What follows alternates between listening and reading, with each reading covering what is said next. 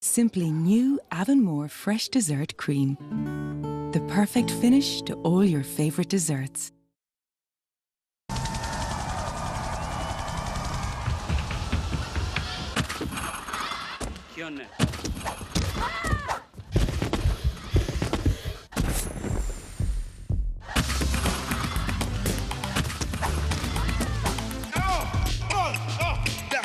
Anywhere in the world. Move to the beat of London 2012 with Coca-Cola. Is bark natural or unnatural? Natural! OMG! That's to get a closer look. For homework, can you bring in one unexpected natural thing? You'd expect all ham to be the same, wouldn't you? You might want to take a closer look, because Denny Deli Style Ham is the only ham you can buy with 100% natural ingredients. You won't find another one like it. And you placed your things on the natural table. Denny Deli Style is the only ham made with 100% natural ingredients. Now that's reassuring. Discover the power of the One Ring through Howard Shore's music of The Lord of the Rings. Beneath an immense screen, full orchestra and chorus will bring the music of Middle-earth uniquely to life. Following the phenomenal success of the Fellowship of the Ring last year, join the RTE Concert Orchestra and Chorus as they perform to the epic motion picture The Lord of the Rings, The Two Towers, live at the O2. Tickets on sale now. For more, see rte.ie/co. Hi, I'm Rachel. I breastfed my daughter to give her the best possible start in life. When I finished, I was determined to find the best follow-on option for me. I've heard that iron helps support brain development.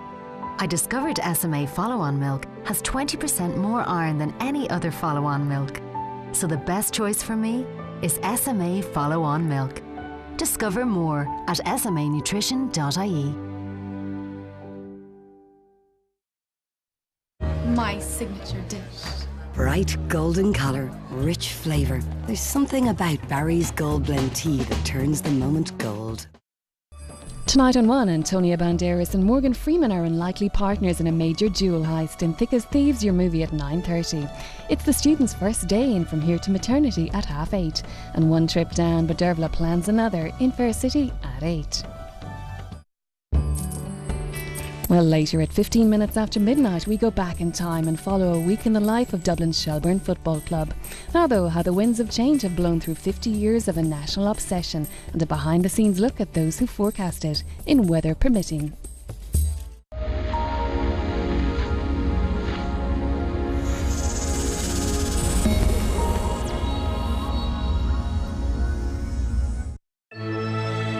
Friday will start dull and wet. Winds will become moderate southerly and it will become warm. A reminder of the scale warning in operation for all Irish coastal waters and for the Irish Sea. And the worst of the weather is now expected overnight. It may include blizzard conditions.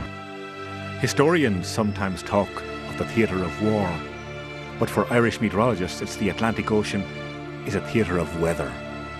And here on the west coast of Ireland, we sit in the front row of this theatre, not just watching the action, but like in some 3D movie, having it roll past us, through us, over us, the winds howling into the fight, then falling still as the front line of battle moves on. The rain, the sleet and the snow that gets squeezed out of the clouds as they sweep over us. This moisture defines our climate, our landscape, perhaps even defines ourselves. The President and the First Lady arrived at a windy Dublin airport this morning. Mr. Obama was optimistic about the weather. Okay, see, the sun's coming out. I can feel it. We all talk about it. Somebody rings you on the phone, what's the first thing you ask them, what's after the days of where you are? It's uppermost in the mind. It might be planted there at the moment we were born. Don't forget the weather.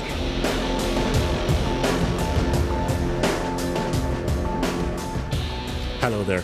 I'm Gerald Fleming and I've spent a lot of my career in front of the television cameras trying to explain something of the intricacies of the weather, giving the odd forecast here and there. Well, over the years and decades, I've seen a lot. And over the next hour or so, I'm going to bring you some highlights and lowlights, some perspectives on Irish weather. It's all very sophisticated now, of course, but the beginnings, well, they were very, very simple indeed.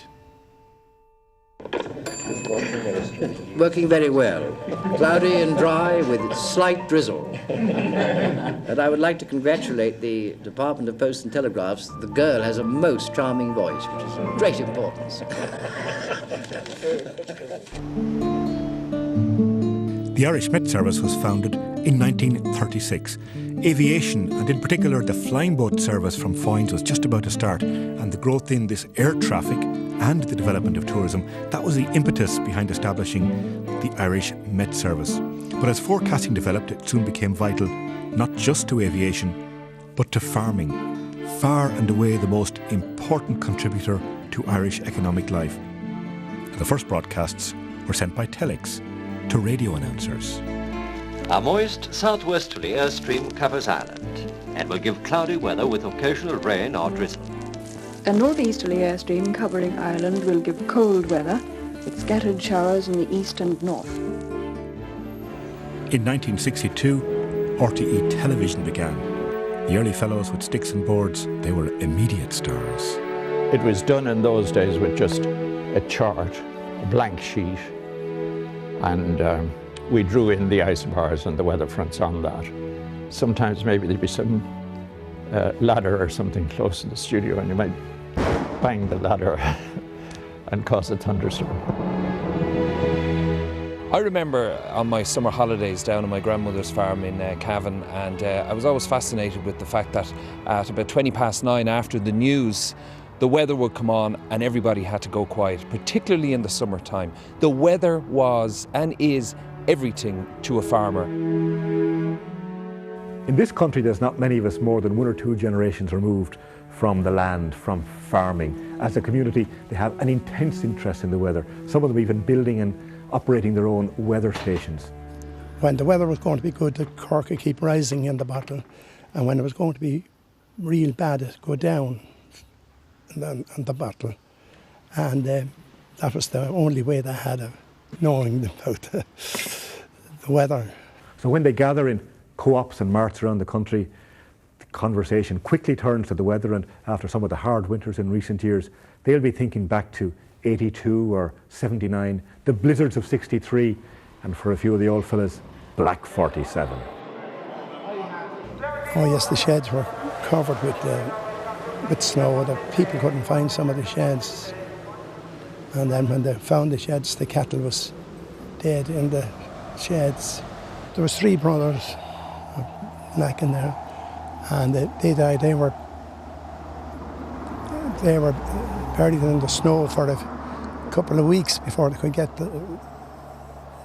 take the corpse away. And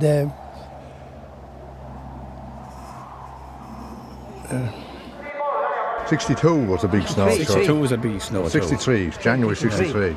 It lasted for nearly 6 weeks. Yeah, 20 foot of snow down the middle of it, wasn't it? I remember bringing the milk to Dublin on the tractor, and you didn't know where the road was.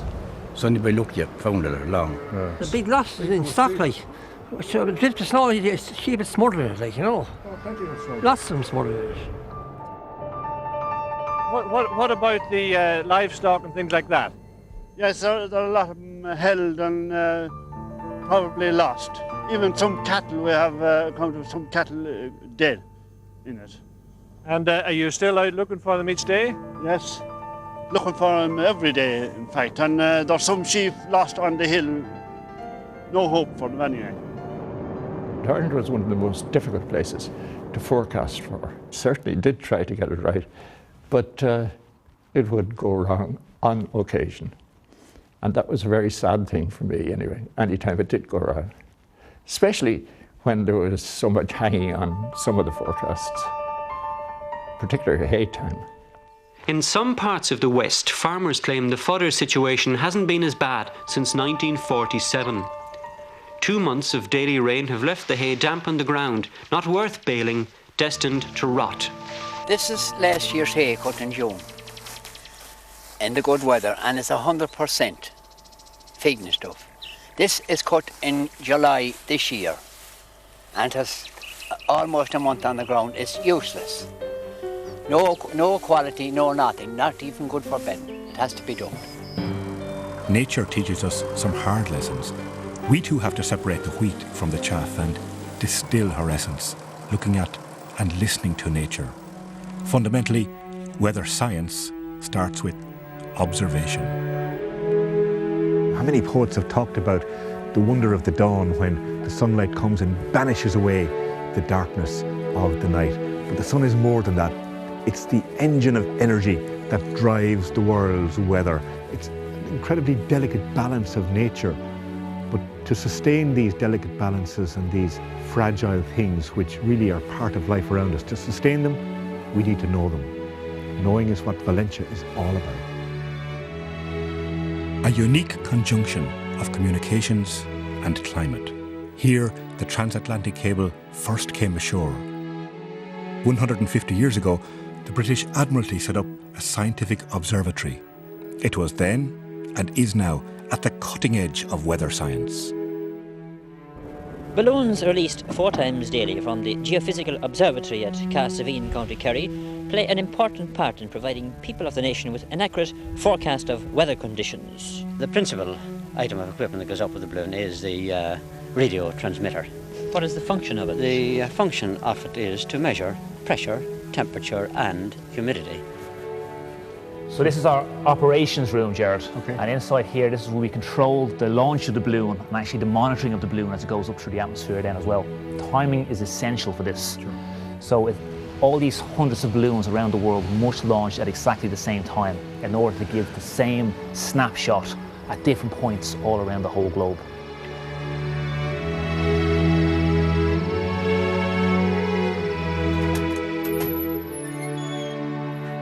The release of weather balloons has a sense of romance. The balloons rise, they touch the clouds that sail serenely overhead. But if we stop to think that at this exact moment, thousands of weathermen and women are performing this exact same task round about the world, then there's another sense that prevails, a sense of solidarity, a sense of common purpose, a sense of a globally simultaneous science experiment. It was this sense that was captured by the artist and the filmmaker Nim Bruderman. She assembled images of weather balloons from all around the world, this exact same task being carried out in tropical weather, in temperate weather, in polar climates, people with black, white, brown and yellow skin, a global endeavour that captures the most precious of all commodities, information about the earth that sustains us. Weather observations like these represent the first instance, maybe even yet the only instance, of the peoples of the world coming together truly for the common good.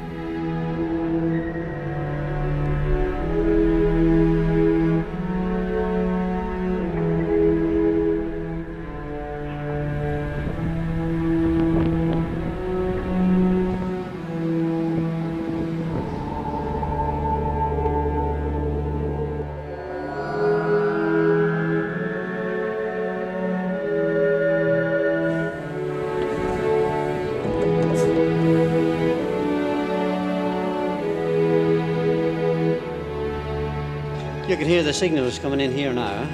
They're being received by this shortwave receiver operating on the 10-metre band. And what we're seeing here now is all this high-resolution data on the pressure, the temperature, the humidity, the wind speed and the direction. You have 5 classic meteorological parameters coming through. I mean, this balloon instrument is almost rubbing the air as it goes up through the atmosphere. It's touching the different layers of the atmosphere as it goes up through it. And from this, it's a way of actually not only getting numbers back, but actually making sense of these numbers, seeing trends in these numbers, and actually seeing how these numbers can be of use. So this is probably as close as we could get to touching the sky.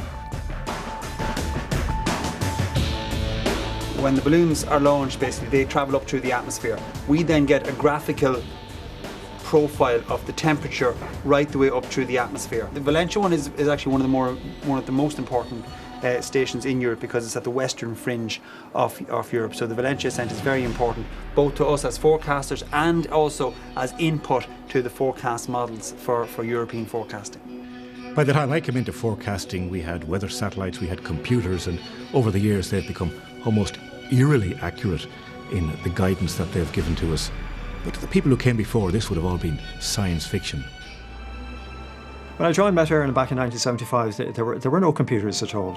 Everything was done essentially by pencil and a razor. You had to observations coming in. You would use the observations to build up a picture of what the atmosphere looked like at a particular time, say 6 o'clock in the morning. You looked at the sequence of weather over the past 24 hours, and essentially you tried to move on the patterns based on your experience and your understanding of how the atmosphere behaved. You tried to move those patterns on, and that became your weather forecast. So you tried to forecast the weather about 24 hours ahead. There was no question of forecasting 5 days ahead in those days. The idea that you could look that far ahead was it was science fiction. From hand-drawn charts, contours lovingly drafted to express the fluid movement of the atmosphere, suddenly the lines are being drawn by computer. This lot would probably fit onto your smartphone now. Dad was one of the first forecasters on Irish television, back in '62 or something like that. And we used to sit up and we'd watch him on our old black and white set. So this is one of the old black and white ones. So he'd be basically at home drawing up on the chart, drawing his isobars, his areas of common pressure, for those of you who remember. And he'd be literally doing them by hand. And then they went on to the age of colour with these ones here. And then from there they moved on to the computer graphics, which is probably cheating in your regard. And now, your weather tonight comes from Evelyn Murphy. Good evening. Well, most areas in the country today had some heavy thundery showers or rain. The reason for the thundery showers was this area of low pressure here, which is covering the whole country and to the west of us.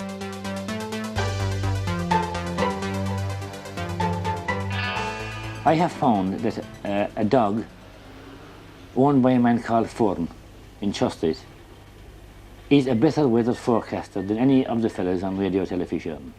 Who we have found with will be very disappointing. Satellite picture here taken during the afternoon. These white dots here are areas of large or great thunder activity during the day. This white mass down here is the rain belt, which is moving up over the country. Now, Foran's dog will always cross to the other side of the street when it's going to rain, because it's the shady side. And when the rain stops, he won't come back again. He'll come back only when he's absolutely positive that there won't be any more rain. Now, it has come to my attention in the past few days that a man looking suspiciously like Seamus Miller of radio television was seen coming out of Foran's with a dog attached to a leash. Now, I inquired a few fellas I know high up in television now, very high up in it, you know, and they told me that a certain sum of money had been allocated for the improvement in weather forecasting. It is my honest belief that they have bought Foran's dog.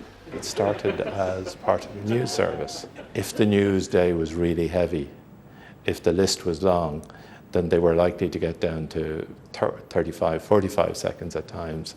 And I mean, almost as ridiculous on a couple of occasions as saying, well, tomorrow it might be raining, good night. Hurry up, hurry up, hurry up. Or get off or you'll be throttled, you know. The forecast team finally got their own weather studio. News and weather were cemented together in the public mind, but now weather was becoming part of mainstream broadcasting.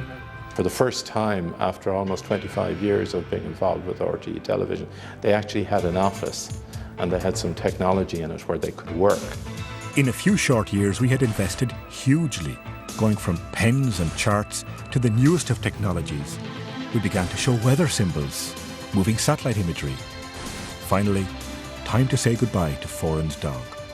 The natural order of things is that we watch the news and afterwards on comes the weather.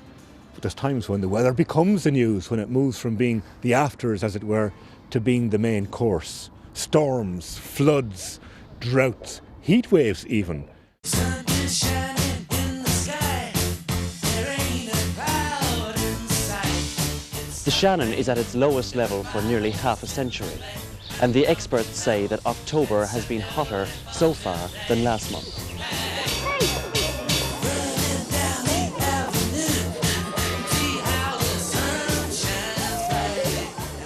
Weather stories were making news in good weather and in bad.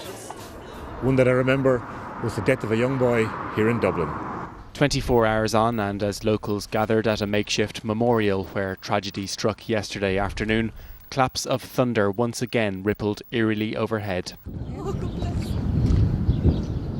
14-year-old Paddy Ryan Core had just left his friends and was heading home across this grass to his Kilclare Crescent house just yards away when the freak bolt struck.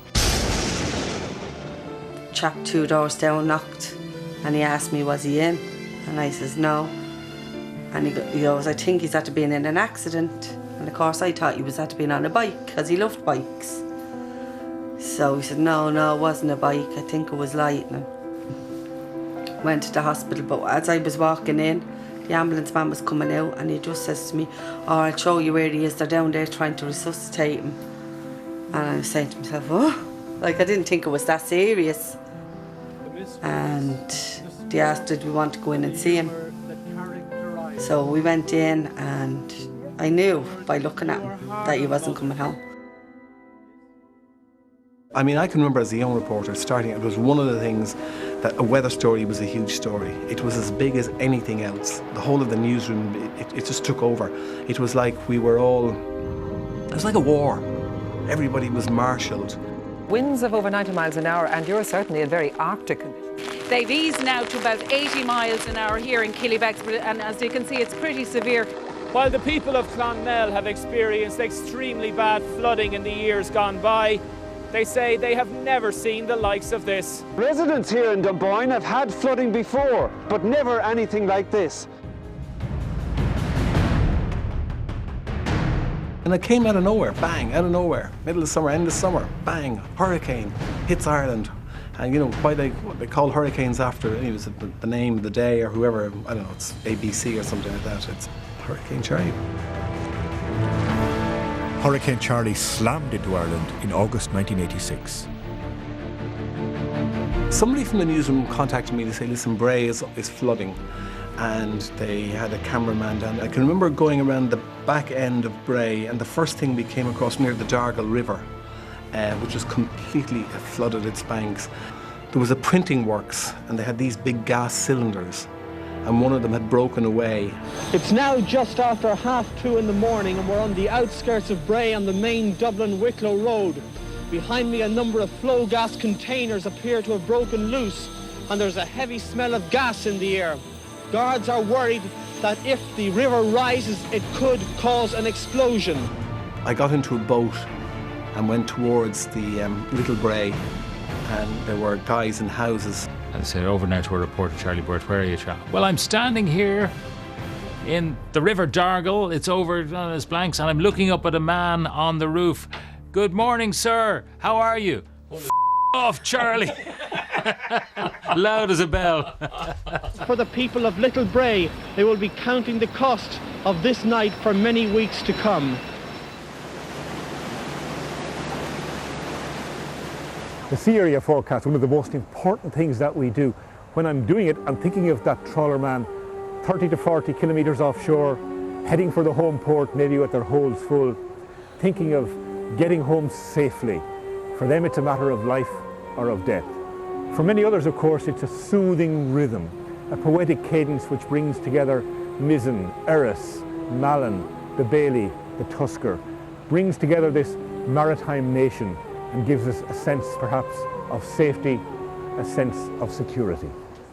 Well, the marine forecasts are essential on the radio because we issue the sea area forecast and read them out regularly at 10 to 1, 10 to 5 to midnight and 6 a.m. in the morning. And fishermen, sailors, everyone working in coastal areas and marine rescue services, etc., pay a lot of attention to those forecasts.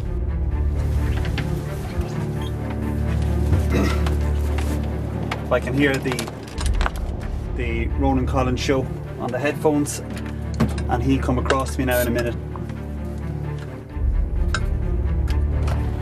Hello Ronan, how are you? How's it going? It's Jerry Murphy, I'll be on there for you. Okay. Thank you. Jesus, lads. Forgot the sea area. John, come in with the sea area forecast to me. I forgot to bring it with me. And there'll be outbreaks of rain or drizzle over much of Leinster and East Munster through the afternoon. And now the sea area forecast for the next 24 hours. Forecast for coast from Mizzen Head to Erris Head to Malin Head. But of course, the unexpected, the extremes do happen, the once in 50 or 100-year event. Beyond the comprehension of forecasters, especially younger forecasters, it's impossible to describe and forecast something beyond our own experience. The actual development that caused a storm of that intensity, off the south coast. That only developed in about the 6 hours prior to the actual event hitting the south coast. And that's why there was no real knowledge of its arrival until it actually hit.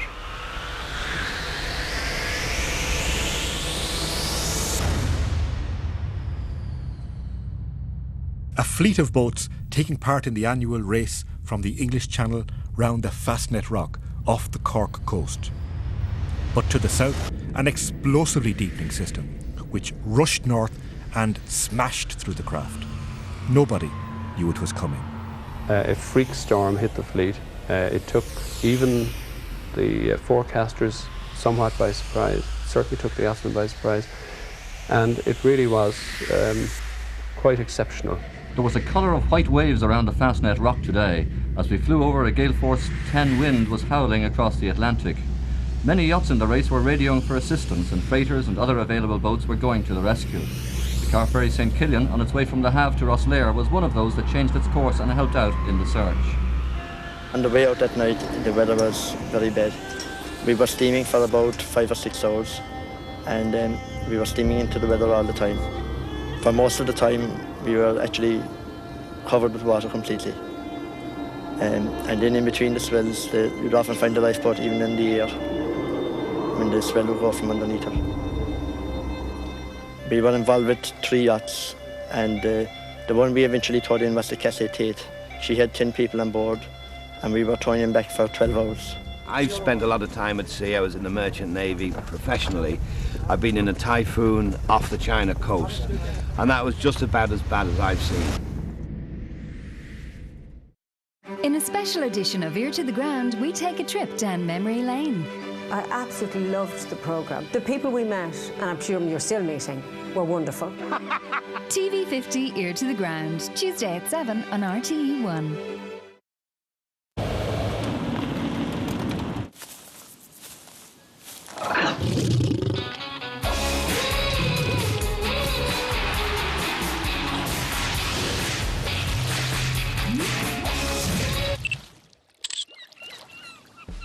Welcome to the front row.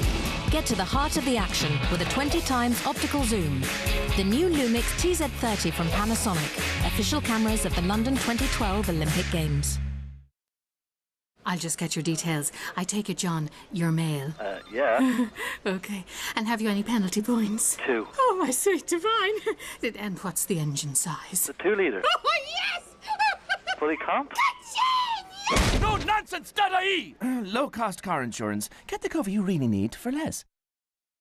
Be health smart. Switch your health insurance to Leia Healthcare now, and you'll receive 2 months free. Leia Healthcare, looking after you always.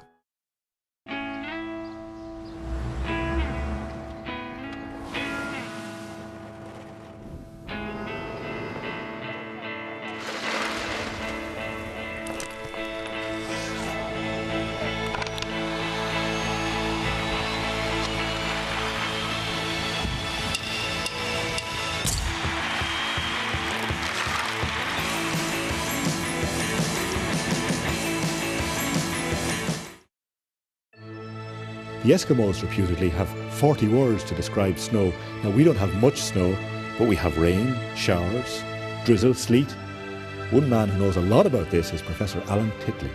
Languages reflect the reality that you have, and you would expect lots of words, for example, for rain. We have lots of words for wind and lots of other things as well. But I was looking recently at a dictionary, McKenna's dictionary, which came out in the 1930s, which is basically a thesaurus of the language, and there's about half a column given over to the sun.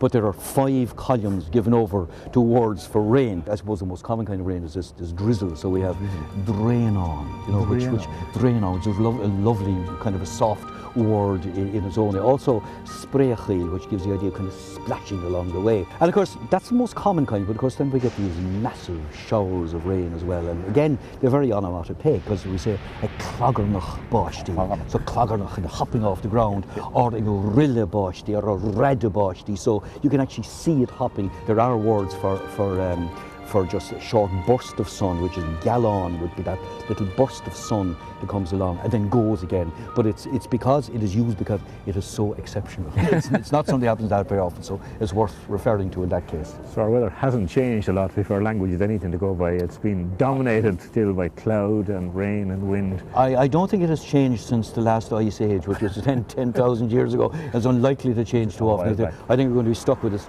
Bank holiday weekends are a forecaster's nightmare because the expectations, well, they're sky high. Levels are in the heavens. Nobody likes working on a bank holiday because you're not heading to nothing if you get it wrong. Well, we never at any stage predicted great weather for the bank holiday weekend. There was always the threat of rain, and we've said that right the way through the week. And at a bank holiday weekend, they're always looking for good news, naturally, if possible, because it is a weekend when everyone gets out and about. But it's not always possible to give them good news.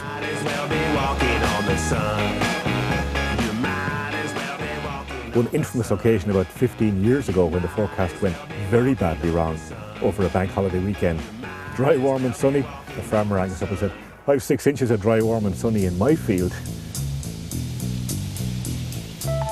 Good evening. Well, first of all, sincere apologies to those of you on the East Coast expecting a mainly dry day based on our forecast yesterday.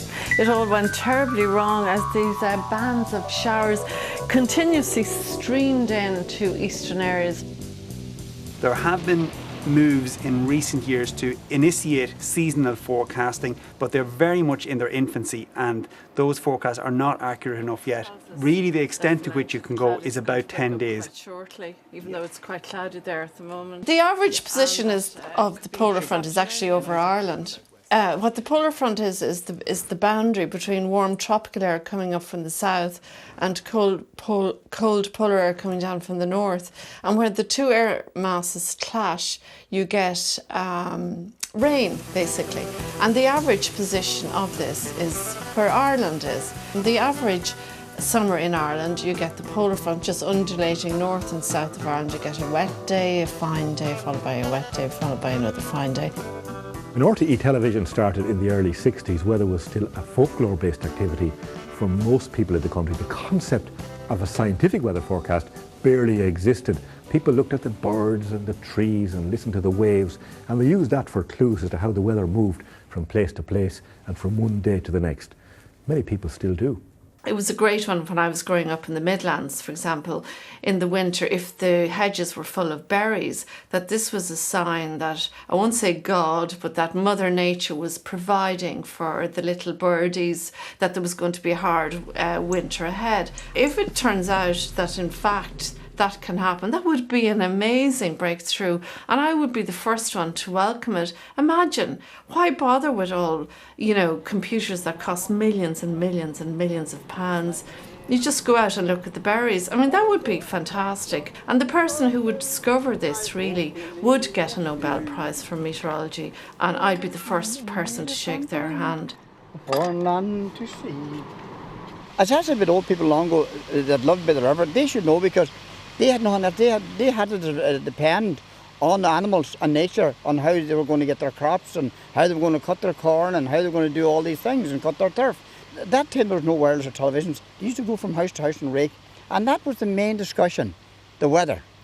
Well, this year, the trees are a very important thing for the guide of the weather forecast as well. It's a great guide. But I tell you why, if you notice about trees, as they're budding late, as a good sign. And the thing about it, when they're sprout like that, I know this summer is not going to be bad when you see the likes of that, all these trees here, the way they're coming along. For example, there's another one here over here. There's another tree, there's another one as well. These trees here are just coming right at the right time. We had a late spring as a sign of good things to come. Summer's not over yet. Mark my words for that.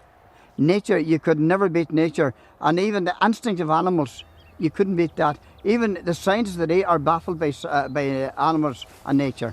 You'll also know from where the cattle lie, so you will, for fine weather. When the weather is going to be fine, you'll find the cattle in the highest part of the field. In the winter, one of my best signs that there's frost coming is the donkey. The donkey doesn't seem to mind wet weather. But if there's frost coming, The donkey goes straight into the shed. He's a great predictor of frost. You know it's time to get the antifreeze into the radiators. So you do. Now, I come from a farming background myself, so I know how we speak about weather in that context, but as scientists we use a completely different language, equations and formulae, conceptual models. There's not too many people who are fluent in both these ways of talking about the weather, but one man who was extremely eloquent was the late and very great Brendan McWilliams.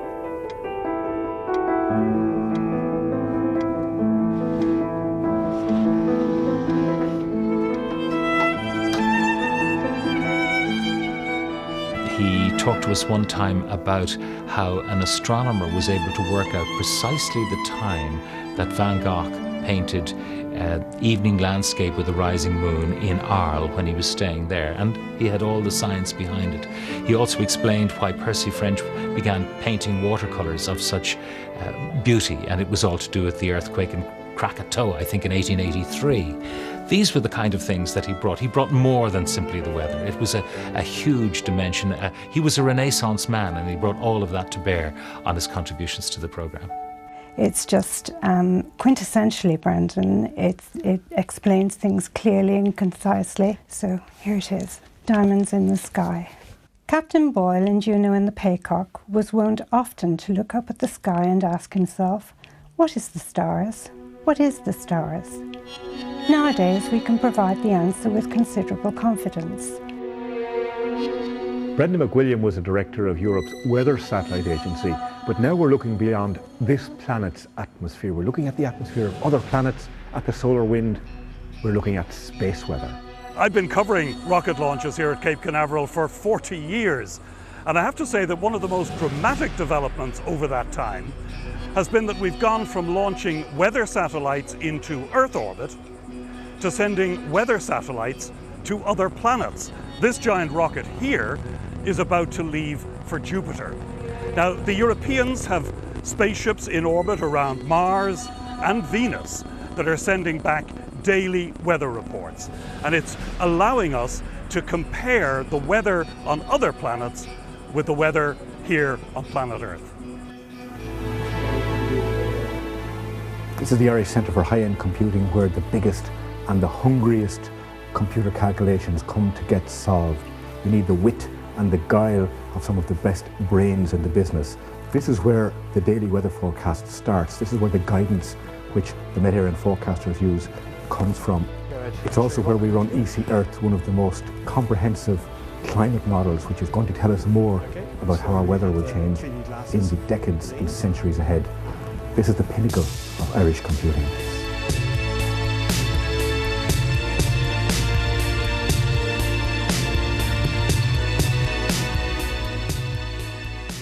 So what we're working on at the moment then is a half-kilometre version of the model.